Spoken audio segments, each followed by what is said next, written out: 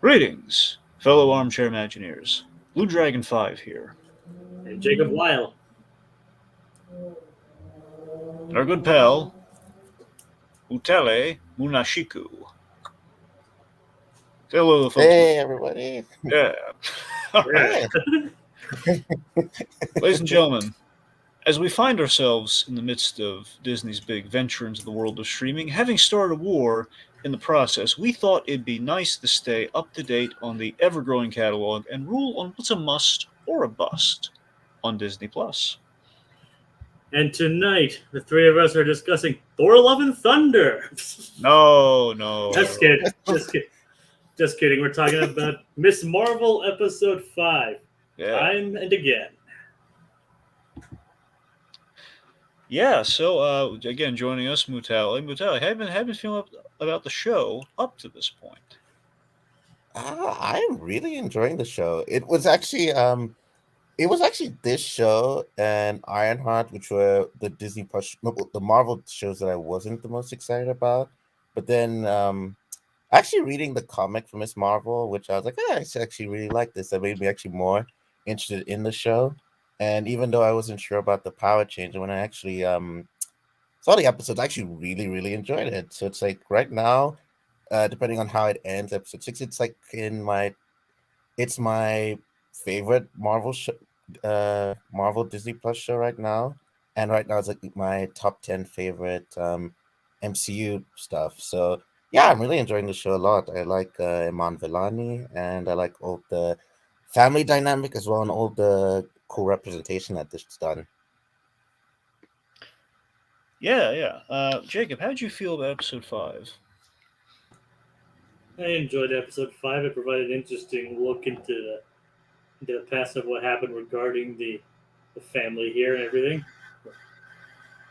I really like the looks of it, and even though we kind of got rid of the Jin fairly quickly, it was an interesting diversion though. And we have and if you're not, I was gone for that long, but if you're not children, I have returned, says that guy. Oh, nice. That guy also has another thing to say if you want me to highlight it. I really wish I didn't miss the Barry Stranger Things chain, because I honestly would have had more to say with that show than I do this one. Still likes it though. Still likes Miss Marvel, just not the awesome kind of like Stranger Things strong season. Of course, Barry God tier as always.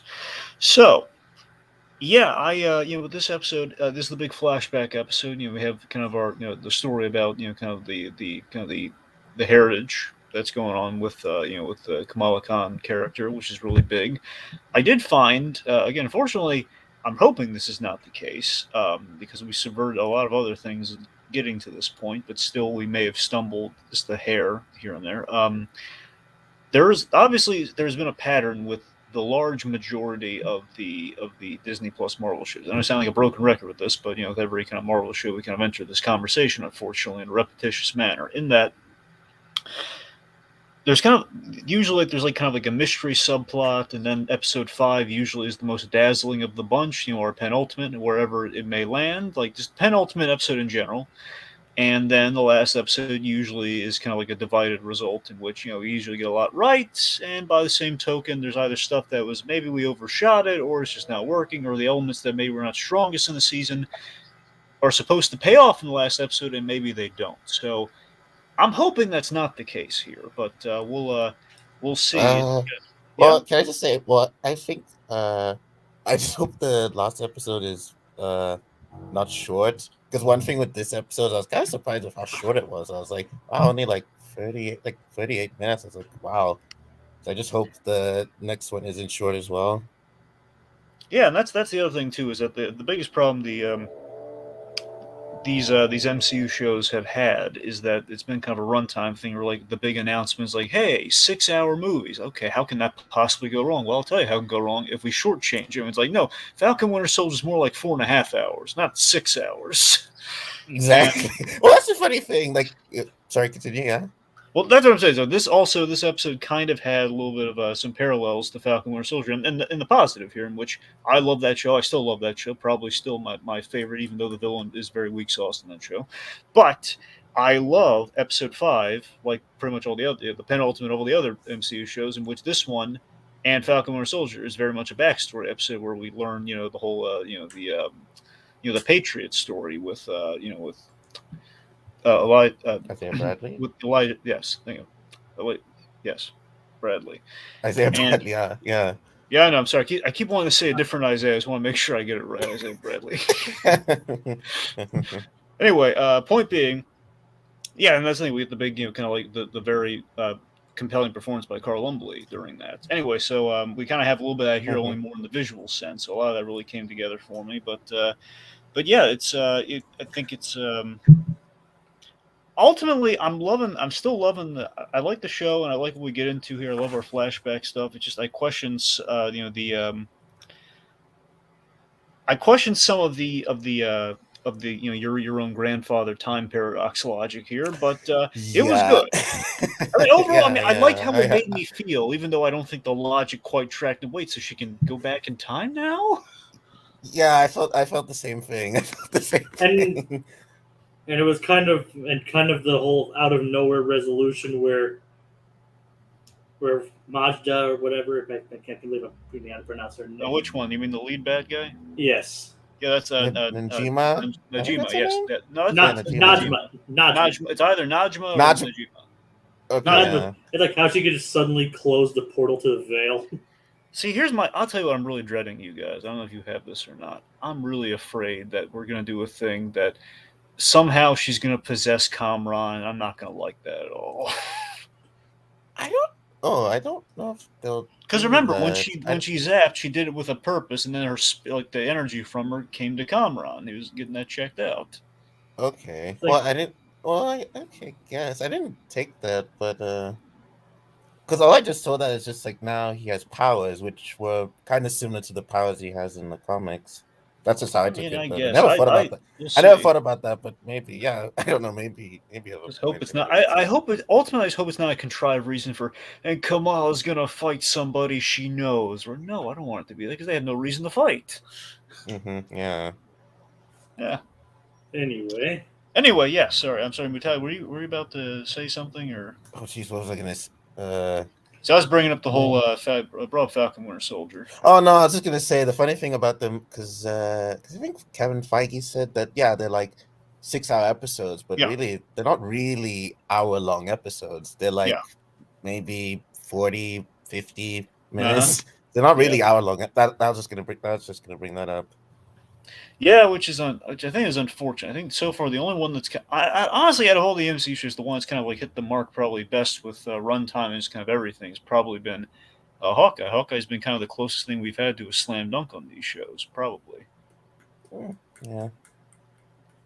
Yeah, I'm just saying in terms of like, I think even though yes, I would have liked a little bit more, but they made story choices that kind of like led it to be okay. Well, we need everything that needs to be there is there. It feels like in terms of like, well, I could have used more. Maybe we kind of had an abrupt resolution. I mean that, and I guess for the most part, Loki. I think probably in terms of runtime and yeah. I think it's for me. It's Loki. Like Loki's a straight line in terms of the story. Yeah, I felt that for me. I don't know. What Hawkeye I still like. It's just I do feel maybe it needed 2 more episodes at least. With that. Well, that's the thing. Like when we introduce the Kingpin, I want gobs and gobs of them, but we just simply don't have the time. Yeah. And again, the reason we don't have the time is they made the choice, which I can respect. Like, okay, we want to build up to the Kingpin, ergo, we can't have him throughout the season. Which is if that's the compromise. Which I wanted to see more of him, but if we're going to build him up, then yeah, I guess we can't see more of him. I think it could have. I think if they could have done it where they just surprised us maybe in the second or first episode, which actually would have been I don't know how they would have done that, but it also could have been much better than just like setting him up at the end. Yeah. Anywho, back to Miss Marvel itself. I guess just kind of broadening into the episode. So I love how the episode opens, by the way. So a couple things I want to highlight here. One, I liked how we get the up front. One, I like the Bollywood music playing over the Marvel logo, which is nice. Yeah, how it's just like an old timey broadcast. Yeah, essentially we get the Parisian 101. Yeah. Well, broadcast per se, but old timey cinema newsreel. Yeah, that's the thing. I like how we get this newsreel that essentially is a partition 101, basically about the whole British kind of Indian conflict. But then it transitions into the detail that the news does not go into. Yeah, exactly. Basically, it goes back to what got us to. Oh, and here's the happy resolution, but bad stuff happened before that.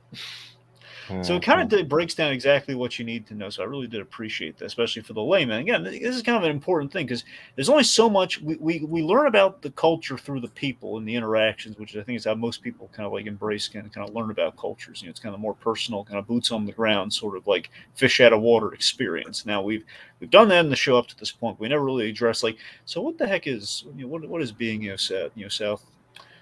southeastern about? Like what is Muslim, the whole Muslim Pakistani thing. What is that? And we kind of got, I think we got a really good kind of grasp on that here historically, which is nice. All right, let's see. So, and also I kind of like that we go back to 1942, which kind of brings us, well, Cap's doing his stuff. This is what's happening over there. Oh yeah, that's true. I didn't think about that. That's true. Because remember, it's like during the wars. Yeah. I didn't think of that. It's literally 42. It's like when the Red Skull finds the Tesseract. That's what's going on right now. Dang. That's true, actually. Yeah, I didn't think of that. Yeah, that's something I just like about the show is that in many ways it feels kind of connected to the MCU and it's just kind of its own thing. That's just a thing I like about it personally. It's found a good balance. I really like how this. Oh, I'm sorry. Yeah, no, continue. I like how this and Moon Knight have found really good grooves in the MCU. Where Moon Knight really stands on its own, and it doesn't need to be in the MCU because it's kind of carving new grooves into the giant Marvel, if you will. And, yeah. And on the flip side, you have Miss Marvel, whose first episode is like chock full of all the MCU references that Moon Knight did not have, which is awesome. Yeah. So it's kind of found like kind of a neat balance there in that regard. Yeah. I'm curious what it'll be like for She-Hulk. Well, I'm sure yeah, I think She-Hulk have well, I mean, it has. I mean, we already have Bruce Banner in there, so there's already that. Yeah, I think She-Hulk again. She-Hulk's gonna be the one's gonna be addressing kind of like Falcon Winter Soldier did, but it's gonna be getting into it far more in terms of like right in your face. It's gonna be the whole the new status quo of the MCU in Phase 4, which is like, well, now we we're gonna have superhuman law at play here. Yeah. My cousin She-Hulk. Yeah. Let's see. So something really impressive about this episode is that our title character does not appear until roughly the third act. Yeah, that's true. That is true. Oh, more like halfway through, but that's why I said roughly. So yeah, halfway through. Yeah. And in doing so, we have we front load the episode with this really, I think, a really enchanting love story between Aisha and Hassan. These two crazy kids. I love these two kids together, man. It's like I remember. It's really sweet and touching. Yeah. It's like I remember I was watching the episode earlier today because I had to watch it earlier today. Mm-hmm. Basically, when I was watching them, I was like, I saw him wake her up, and then the whole break, like, if you do that again, I'll break your legs. Like, I don't use them. And I was like, and then immediately after that, when he came to visit her out in the trail, I'm like, is that Kamala's great grandfather? And then it panned down to short part. Like, yep, that's her great grandfather. All right. Yep. That's great. Showed Aisha pregnant. It's like, yep. If there was any doubt. I mean, I didn't doubt it. I mean, basically, I didn't doubt it, but that was the confirmation. So I like what we're doing, in which the whole episode is basically building towards Miss Marvel, her call to heroism with a very personal kind of event for her, and also it's it's very much blending the whole kind of cultural family thing, which we have with we're seeing the roots of how basically we kept being told like Aisha's important, but we get to kind of see why. You get time with her, you kind of grow to like her. And I don't know, it's you see her build a family. You get kind of like I think it's strengthening the through line that we've had up to this point. She's basically the otherworldly traveler who falls in love with the person from the other world. Yeah, it's kind of like kind of a Kubo kind of like dynamic at play here. I like it. Kubo and the Two Strings. Yeah. And then the result was Kamala's grandmother. Yes. Sana. Yeah, good old Sana. Little Sonny. Yeah. Hmm. So let's see. So how terrifying is Partition, by the way? Pretty Yeah, terrifying. yeah, it's pretty tense. I love Just- how, again, it's like we tied these major events we tied everything to a very major event, and we kept building it up, like with the story about the separation. Everything's kind of paid off here. Mm. Yep. Yeah, it's. But I mean, yeah. Also, I just love how like we have like these sweeping shots. It felt very cinematic. You know, like we're seeing the train and just all these groups of people and like the long, arduous path leading up to Yeah. it. Yeah. And you see just the fear in their eyes of them just trying to get away. You kind of I think it was really. Sorry. Ah, dang it, that's not the one. Sorry, I hit my mouse for some reason. It kind of reminded me of Schindler's List in a way. Yeah, there's definitely with the train. There's definitely and the whole like the last train out. There's definitely kind of a desperation, a Schindler's List esque kind of a parable, especially given the fact it's in the 40s, which the train's in the 40s and it's not the Yeah. some eerie parallels. Yes. Only missing it's not in black and white. Yeah. That's just the missing thing. In the Pretty beginning, much. well, in the beginning, it was in sepia. Yeah, you're right. For a brief time, sepia. It's the poor man's black and white, but it'll do. I mean, it's more like it's aged, literally aged black and white. Okay, well, fine. Yeah, it's the older black and white happy.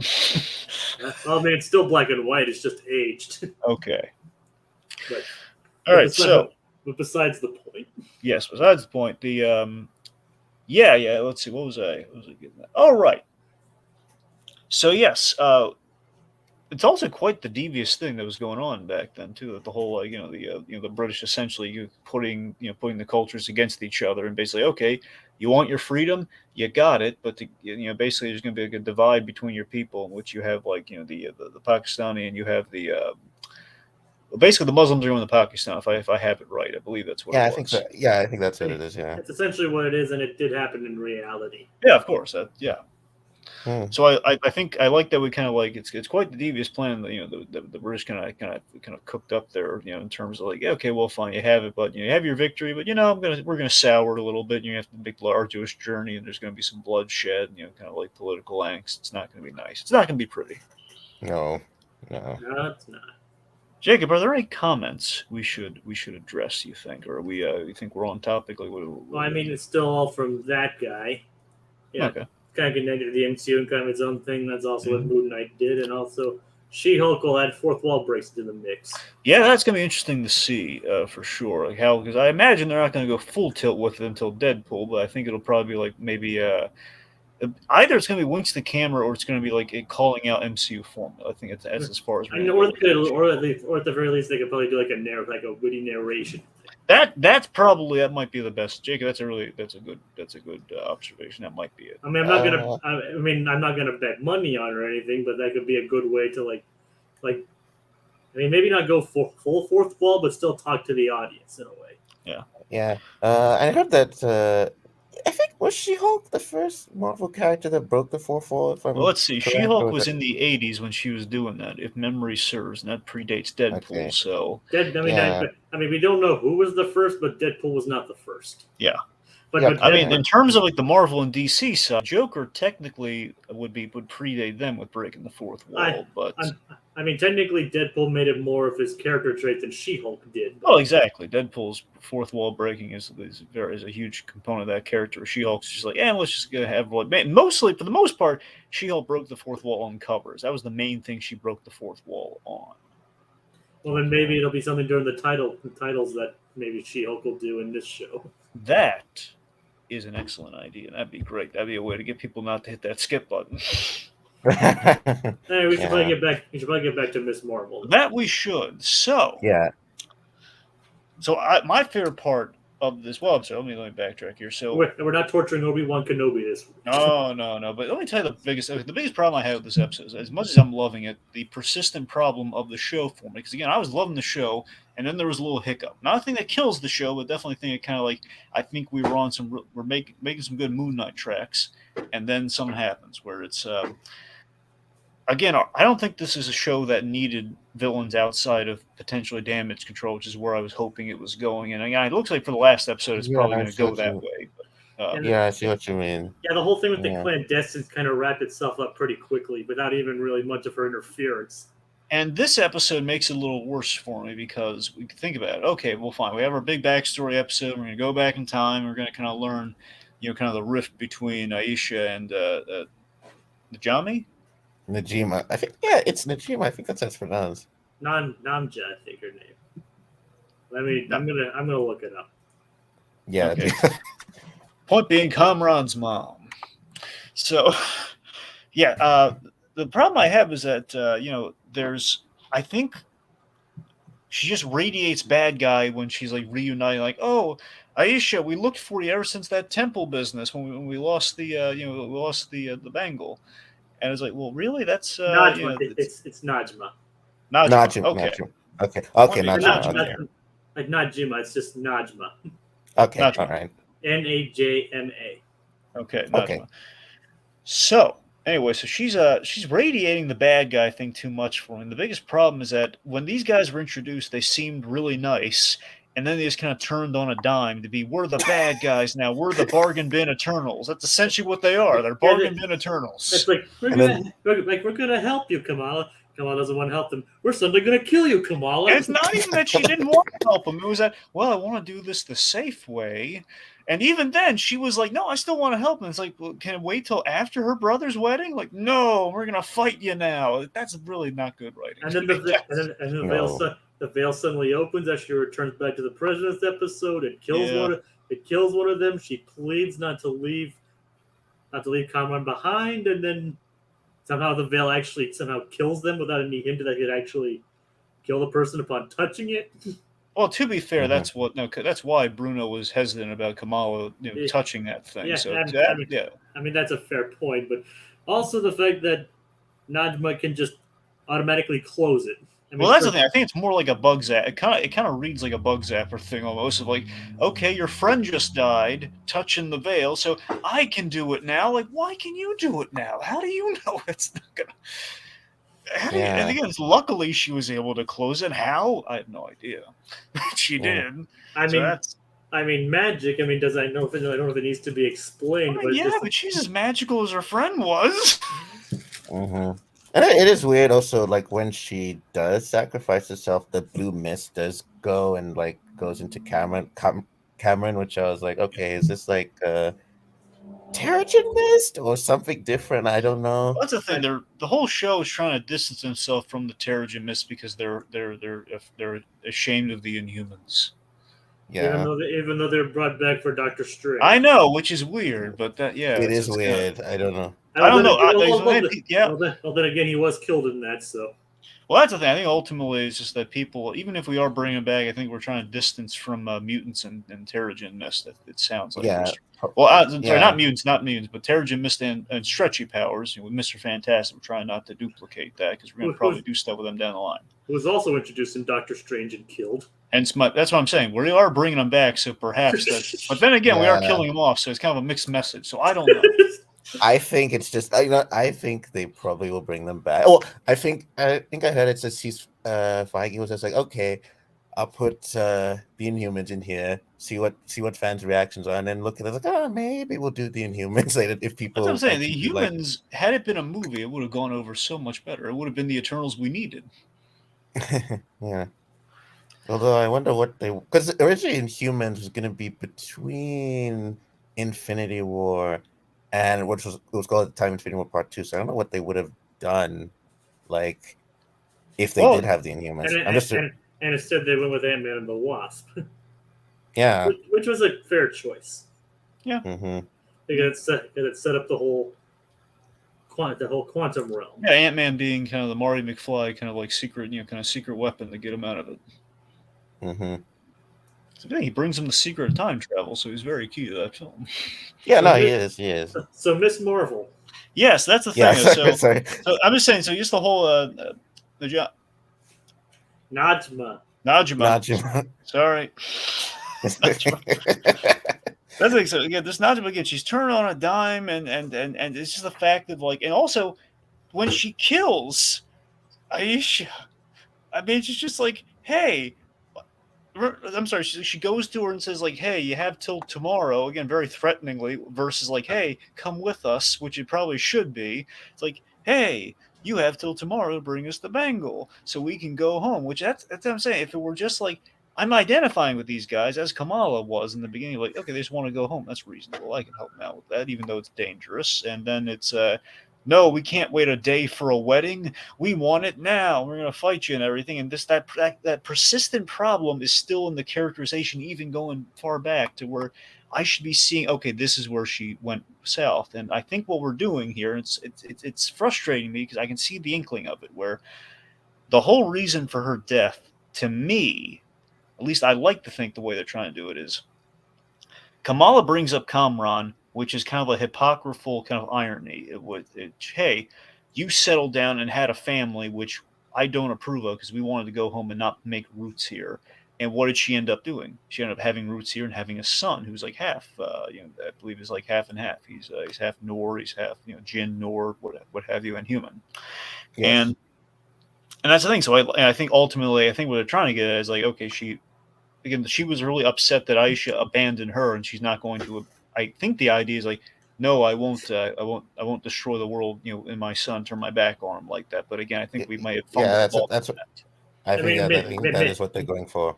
Yeah. maybe her going into his transferring whatever to him is her way of protecting him. Possibly, and that's what I'm saying. I'm not. We don't have enough time with these guys to really to really kind of make that clear. It feels like because all we had with her that compelled me really was one bit in the last episode where. And heck, even damage control isn't even really that much, considering like we've only seen them like briefly in like 3 episodes so far. Now I'd be shocked if they did not have a major role because their drone was at the outside of this episode, like attacking Kamran and Bruno. So the damage control is probably going to be our finale, the proper finale bad guy. Did you guys comment? Sorry, did you comment? Oh, I don't know if you guys talked about in the previous episodes. That the drones, the damage control has the ones similar to the ones in Far From Home. Yeah, I know they had drones, and it did seem suspicious to me that wait a minute, they seized all those drones, and now they have drones. The design is different, so I can't. But it's still a drone though. I mean, it has like green on it. Where I think the coloring is different. So that makes me wonder. Are they modified Star Tech or just copying Star Tech? Possibly. I think it's modified. I'm sure. I like to think because think of it. Remember the whole thing with damage control. The coolest thing about damage control to me in Spider-Man: Homecoming specifically is recycle. They take all the technology after the big superhero battles, and being the gadget nut that I am, and all the Easter eggs and all that sort of stuff that all goes to one place, which is awesome. So that would make all the sense in the world that they confiscated it and they repurposed it. Yeah. So I like to think you're absolutely right. Yeah. Yeah. So yeah. Anyway, so can we talk about Kamran going to see Bruno at the end? Yeah. So I like that these two had like a genuine moment of bonding. And the whole like name. Oh, I'm so sorry. I actually thought your name was Brian. Yeah, right. He's like, no, I didn't notice the first 4 times he said it.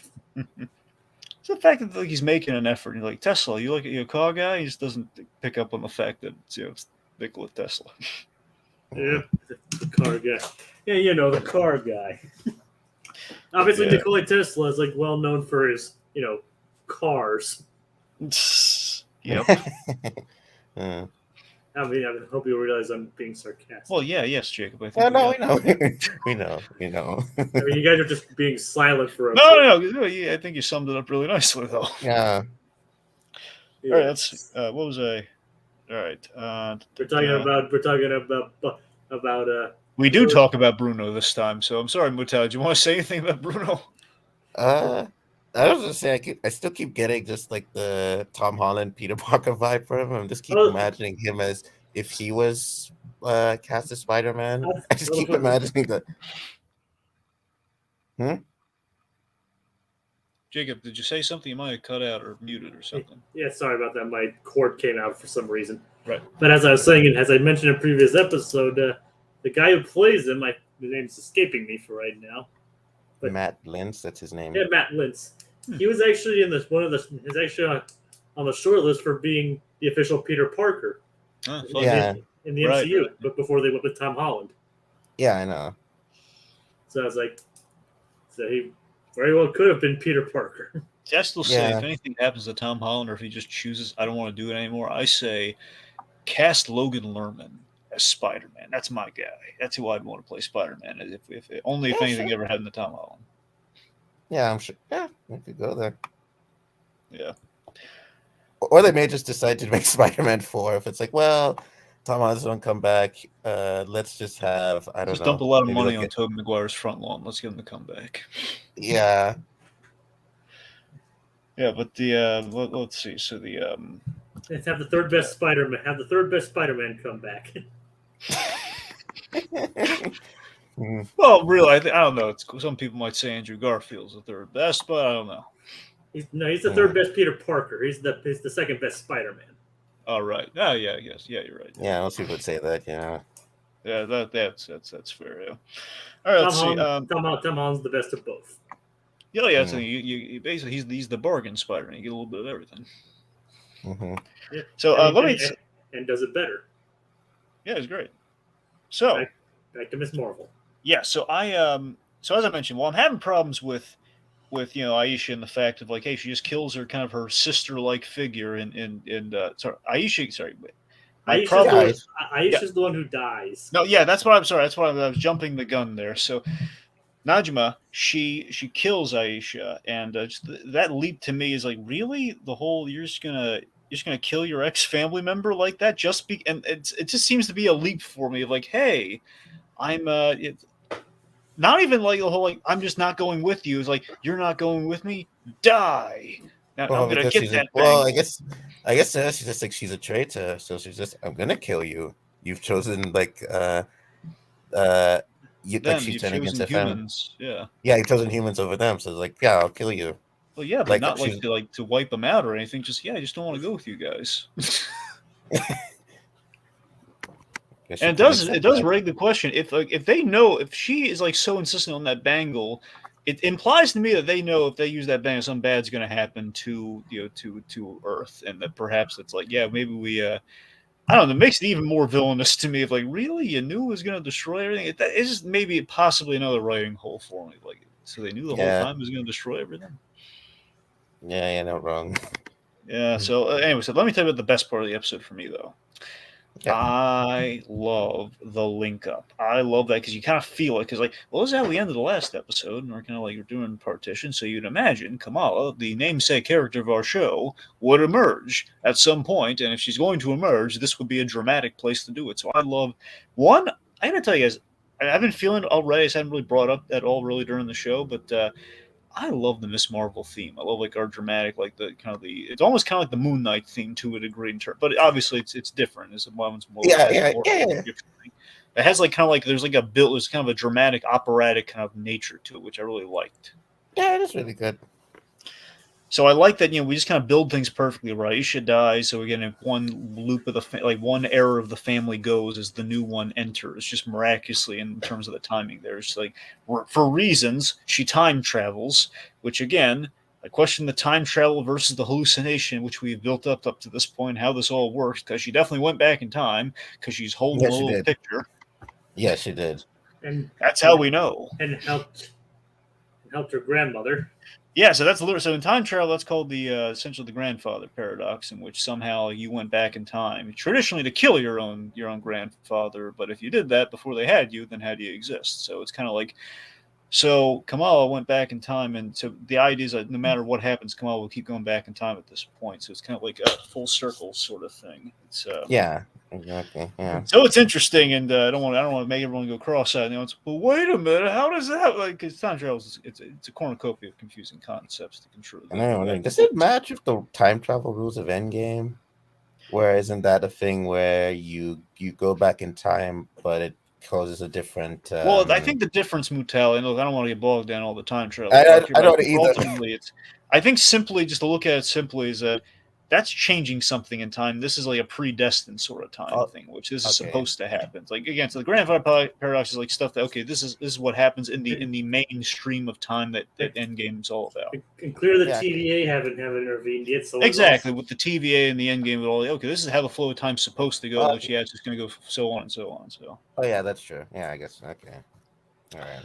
all right. So the point being, I love whether it makes all the sense in the world or not. I love that Kamala's there and she's being a savior to her family, and I love her. I love her and baby Sana, man. I love her, like helping the little girl out, find her father, and the fact that oh my God, she was the stars. She was the stars in the bangle for the story. How nice. Yeah, that was really nice. Yeah. I love the acting on our actress who's playing Kamala and the little Sana in this scene. Really nice.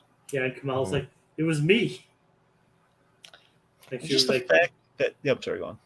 like the realization where she was like, it was me. Like It's a great performance. It's a great moment of just like I did something important. Like I'm a hero. It's kind of that's essentially her big hero moment. Yeah. And I love that again her it's kind of like she's been talking to her her grandmother on the phone like in all these like close up conversations and everything. It's the fact that it was like ultimately this a deeper connection between the two of them. Ultimately, it's kind of nice. I wonder if Hmm. Sana knew about all that or That's the realized. question. Like, did she know and maybe forget about it because she saw the stars, but she was a little girl at the time? Like, yeah.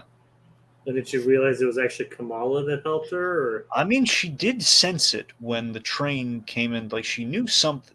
She there's something because of that event and because of the train. It she knew when the bangle was starting to give her visions that she got the visions too. So perhaps there's like a link there. I don't know. Yeah. I don't know. Well, let's speak of some comedy in the episode though.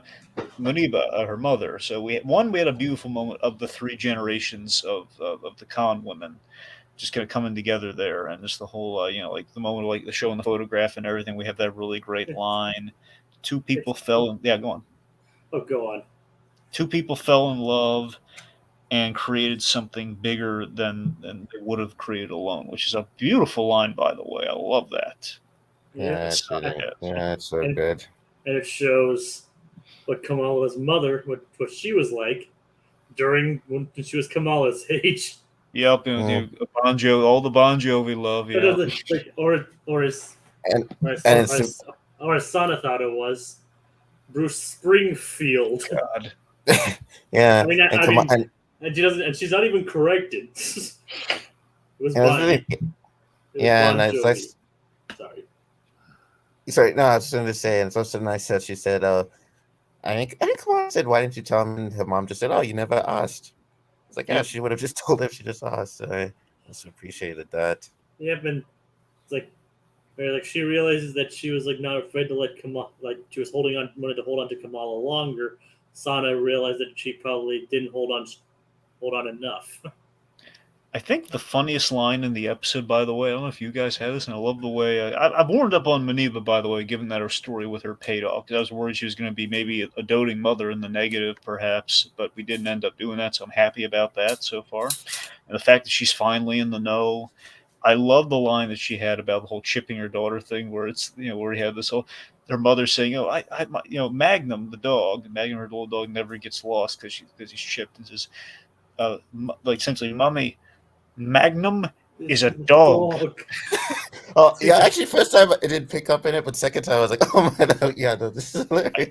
I just love the way It's she delivers that. Magnum is a dog. Come on. like Sana was basically like it's basically said it's like Magnum got out once, I put a chip in him, never lost him again. It's like Magnum is a dog. Just so darn funny to me. It and, sounds like something like Sala from Indiana Jones would say. I love it. and then she learned about the tracking the device. Like, why is this the first time I'm hearing about I know this? it's very a lot of great a lot of pathos, a little bit of comedy. It really carries. It's like she's like hey, now I can play Kamala whenever I want. This is what the MCU really has to re-embrace against the fact that we have a drama, but you know what? We have really hysterical moments in places. It's like I'm just wondering how the dog got the name Magnum in the first place. Well, simple. She likes Magnum PI. I mean, that's entirely possible. I'm pretty sure that's it. I mean, think about it. Like the daughter likes Bon Jovi, she likes Magnum PI. I buy it. I mean, I wouldn't put it past to be honest. All right, let's. Yeah. I mean, it could just be like, oh, she just likes the name. I mean, I guess. I mean, it's possible. Maybe it's it could be a Pakistani thing. I mean, I never thought of it that way. I mean, yeah, maybe. I'm not. I mean, I don't know. I mean, I wouldn't bet on. I'd say Magnum PI is the safer bet. That's what I put my money on. More, more the red than the black on the roulette table. But whatever, what have you. I'm just saying, there's probably multiple reasons, and Magnum PI is probably a good one. Yeah. Okay. I mean, we did get a freaking Terminator reference this episode. We did. That we did. It's like, come with me if you want to live. I think I just always wanted to say that. So, let's see. All right. Also, we had some costume origin stuff, like the last pieces of the costume. She has obviously she has like the main suit, but now she's got the scarf and the logo. Yeah. And the logo. I'll admit the logo might have been a little shoehorned in, but it's whatever gets us there. It's like it's broken. This is Kamala's. It's broken. Yeah. Yeah. I don't know how that translates. I'm going to put this on my chest. It's on the front of the skirt, or whatever. I actually just realized her mom finding out about that about who she is. That's it's kind of actually similar to the comics, where her mom was the one that found out, although it wasn't with her grandmother. I also really like that. I wonder if her dad will find out. Of course. I mean, she's not going to keep that from him. Yeah, I'm pretty sure. I don't know if his dad finds out in the comics. I just know. I'm pretty sure he did. I don't know. He's a nice enough guy. He deserves to know. Yeah, I love Abu, man. I love him. Yeah, he's great. He's awesome. He's so wholesome. By the way, how sad? What did you think of the sad Hulk scene that we had in episode 1 with Abu? It's hilarious. It's like literally a sad Hulk scene where he's dressed like the Hulk. It's so darn sad. If ever they could have played the Lonely Man theme again in a Hulk related thing. No, that'd be cool. Like played like the closing theme from the TV series. They've only played the Lonely Man theme twice in the MCU ever. And this would have been the third time to bring it back. Someone needs to make an edit. I'm probably sure somebody probably already did make an edit of it somewhere. You're not going. I would be very surprised if someone hasn't already made an edit of that. They got to, right? I mean, it's right there. He's sad and he looks like the Hulk. I'm sure you can find someone. Anyway. I mean, hopefully maybe somebody's listening to us right now or in the future, and they'll make it based on our idea. Lovely people in the future, come on, What do you say? Or in the past, do a sad Hulk at it. Like, or if you've already done it, thank you. Thanks. All right. So we demand royalties. Sure. What have you? Let's see. What was I? I have no idea. All right. So, did you guys notice? To me, it feels like they cheaped out on one of the effects. I don't know if it was for budgetary reasons or not. Where Kamala's running to talk to Red Dagger, and when she does, it's like it's off screen. Like, why would we do that off screen? Why don't you show her running up the thing? Is it a money? I mean, they were focusing on the parent and grandparents' reaction. So. Yeah, I mean, Muniba particularly, it's like, I know they're kind of focused on her reaction, but still, I mean, you kind of want the money shot, don't you? You want to see her run up the stairs. Maybe there's maybe there's just no way for them to do it, make it look convincing. So. Yeah, maybe that. Yeah, you're probably right. But without it looking ridiculous in a way. So. All right. So also, it looks like we're writing out Red Dagger. Well, then again, they kind of did show young Sana stepping on it earlier during the partition. So. Well, that's the difference, though. I mean, this is what I'm saying. Like what I'm thinking is, it's probably easier, and it's also easier to do it at night than during the day too. Well, I mean, it's like think about Star-Lord in Infinity War, where him and Doctor Strange are kind of co-oping for a move, and he's providing little platforms for him to run on. So that looks great.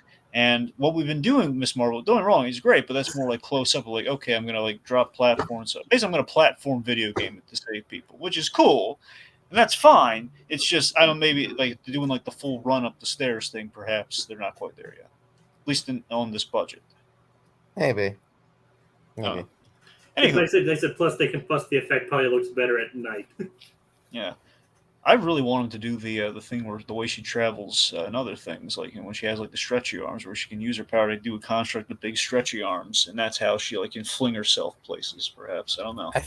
I think that's well as far as the stretchy stuff. I think they're gonna do that in the final episode because I remember like seeing pictures of her doing that kind of stuff. So maybe. I mean, they teased it up, but I mean, it's entirely possible. Yeah, Hmm. I saw a little bit of her during the Disney Cruise video, which looked really impressive. So I'm looking forward to seeing Miss Marvel stuff. Yeah, I'm interested. Yeah, because I'm actually really excited to see her in the Marvels. Because that's I guess Yeah, right now the thing that's making me like more interested in that movie is just because it's gonna be Monica and it's gonna be Kamala, and I hopefully know, right? it's hopefully How Cat. weird is that? The biggest draw is not Miss Marvel herself, but the S in Miss Marvel.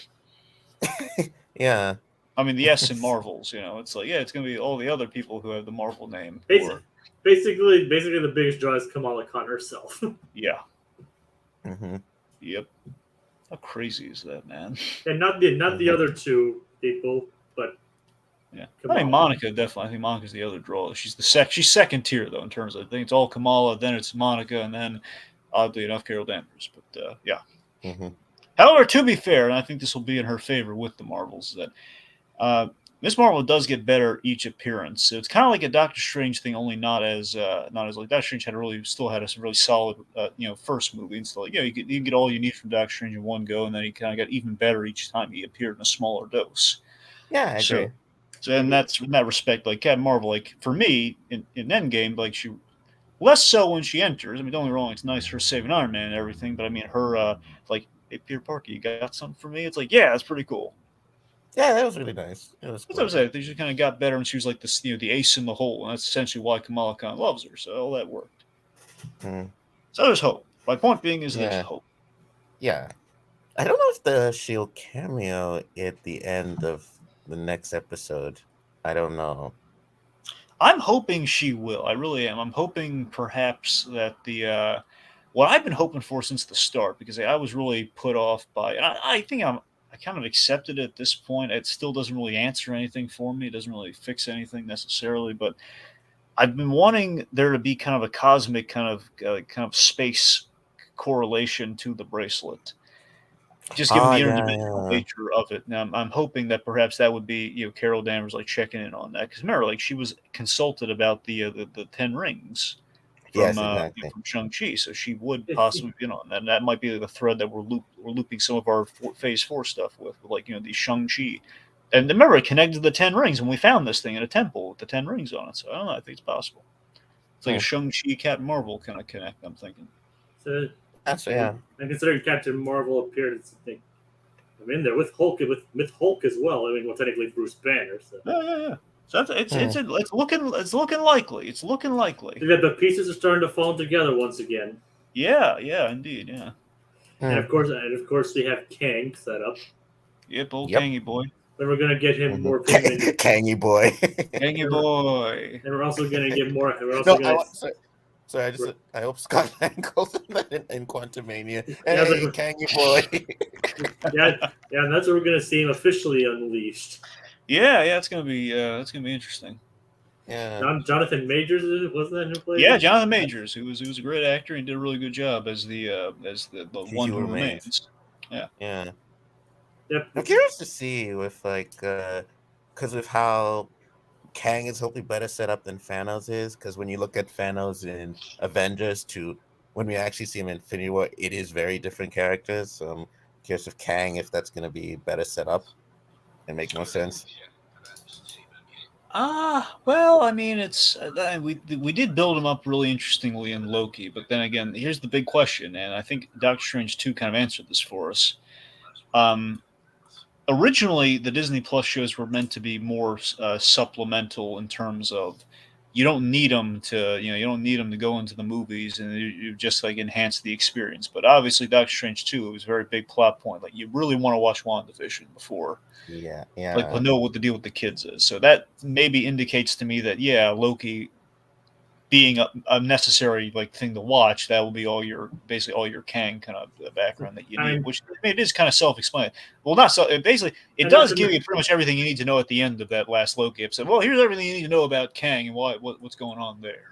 and also not to mention with WandaVision, the whole Darkhold thing too. Yeah, Exactly. So I'm exactly. saying those elements right there. It's like, it's I mean, yeah. other than that, if you're just going by the movies, that stuff comes out of nowhere. Yeah, it's like, okay, she had kids, and that's and In another what's with this book?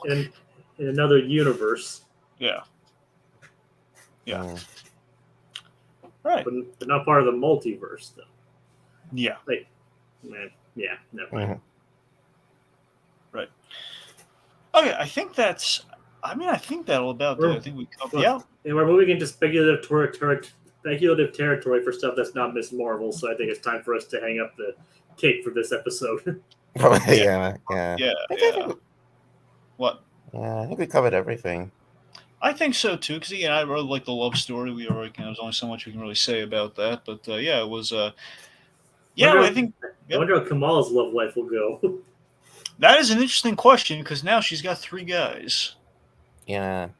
Think about it. She's got possibly Bruno, but he's moving away. You got Kamran, who I'm thinking again. I'm really hoping we don't do a thing where who, who Kamran's might going to have to fight Kamala. I really don't want that to happen.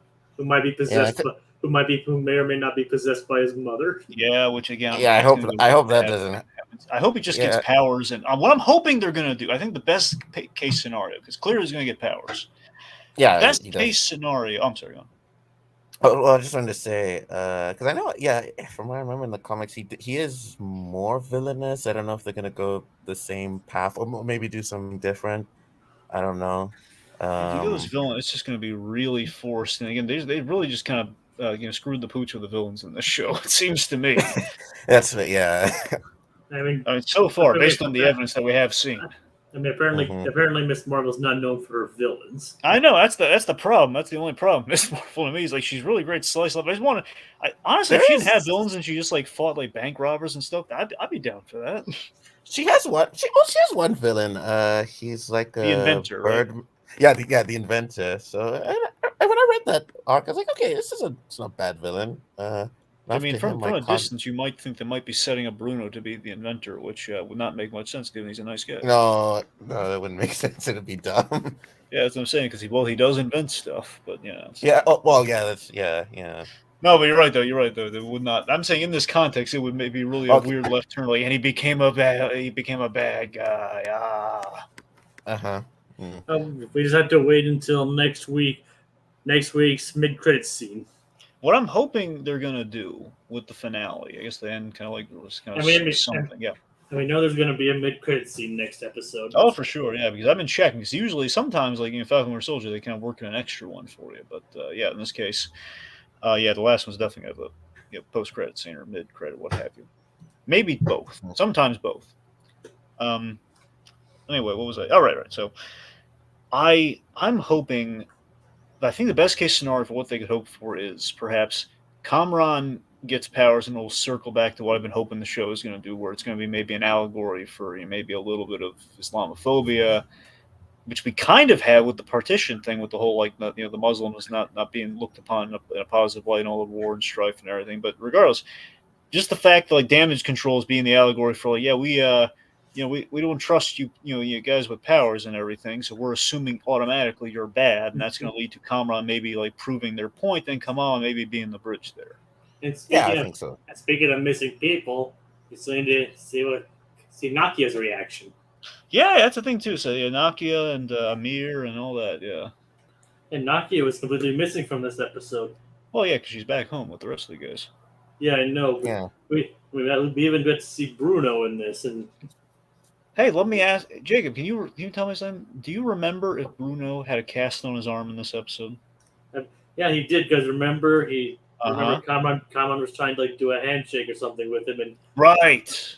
offered him the opposite arm, and he was like trying to figure out what to do. Good. I just wanted there. No, you're right. That was a good bit. Thanks for reminding me. Yes, I just want to make sure like they didn't forget like the cast thing, because that's the main reason like Nakia would have stayed behind. Like, oh yeah, Bruno's got the cast and everything. I got to get him out of there. Yeah, Nakia's not there. Yeah.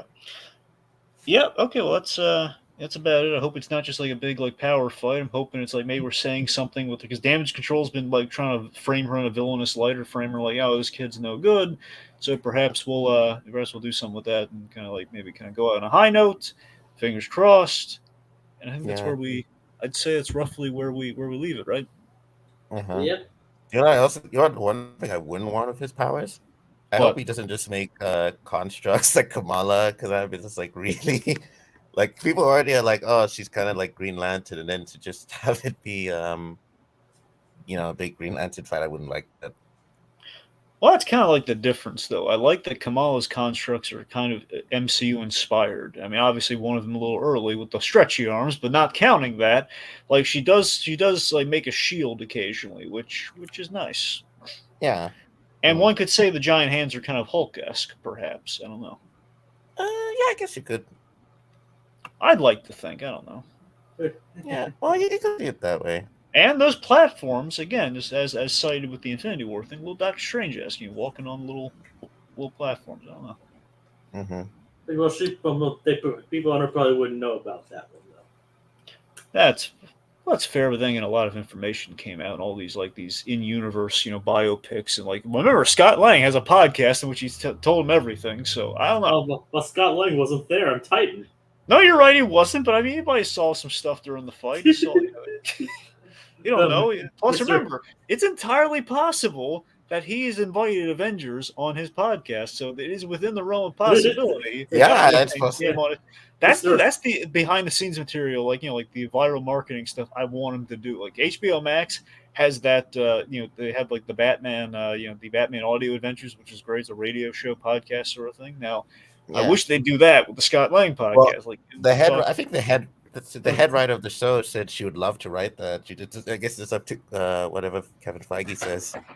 Yeah, that would should say yes. They could get Paul Rudd to sign off on it too. Yeah, well, we know he's cool for anything. I mean, he was in the Chip and Dale's movie. It's like Mr. Ant-Man himself.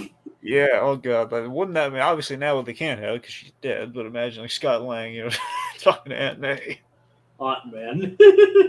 Well, I mean, if they had like an archival episode, like so, May, and she's Scott. Oh god. Anyway, okay, we're rambling off here. So I guess so. Thanks for coming on, Mutale. Yeah, it's a good time. No more torturing Obi-Wan. There's no more torturing Obi-Wan. That's pretty much become our running gag now when we ramble too much.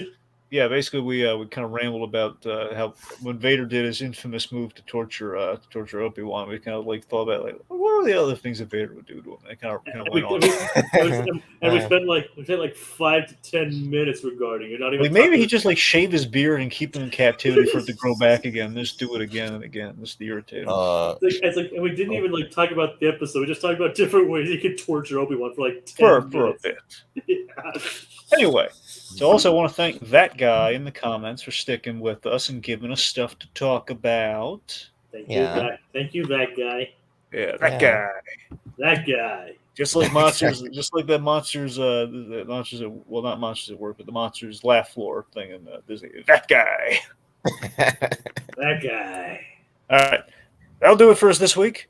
As we holster our remotes till the next installment calls for the draw. Mano y mano, just Plus and Us. Magnum is a dog. Like so Tesla, you're a car guy too. Dog.